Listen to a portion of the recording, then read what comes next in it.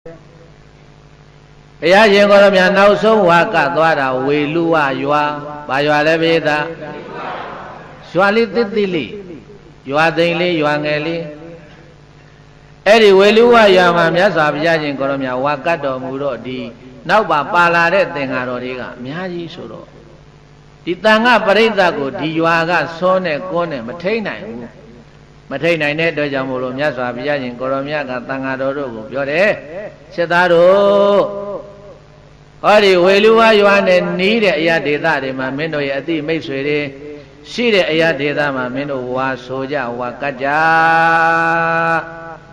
ဝေလူဝရွာနဲ့နီးတာကဘုန်းကြီးတို့ပြည်သားရဲ့တိုင်းပြည်ကြီးတစ်ခုရှိသေးတယ်ဝေသာလီပြည်ပါပြည်တဲ့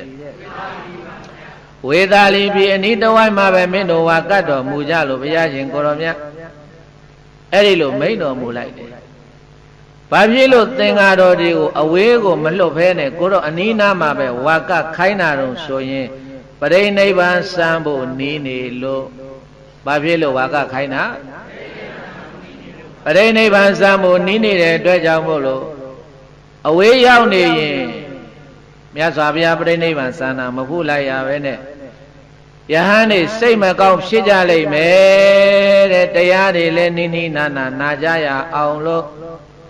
တရားမို့လို့မြတ်စွာဘုရားရှင်ကိုရောမြတ်ကဟောဒီဝေသာလီပပလည်းမှာမင်းတို့နိစ္စယနိစ္စယမှာဝါကကြငါဘုရားရှင်ကိုရောမြတ်ကတော့ဝေလူဝရွာမှာဝါကမယ်တဲ့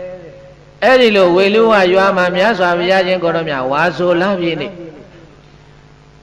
ရောက်တော်မူတဲ့ဝါဆိုလာပြီကျော်တရက်နေဝါကတ်တော်မူတော့ဝါကတ်ပြီးတဲ့နဲ့တပြိုင်နက်တည်းမြတ်စွာဘုရားရှင်ကိုရောမြတ်မှာဘာဖြစ်လာတုံးလို့ဆိုတော့ပြင်းထန်သောပရိနိဗ္ဗာန်စံရလောက်အောင်ယောဂဝေဒနာဖြစ်တော်မူတယ်။ဒါမြင်ပိဿမှတ်ထားပါဖရာယောဂဖြစ်တာဝါဆိုလပြည့်ကျော်တရက်နေမြတ်စွာဘုရားယောဂဖြစ်တာပဲရဲ့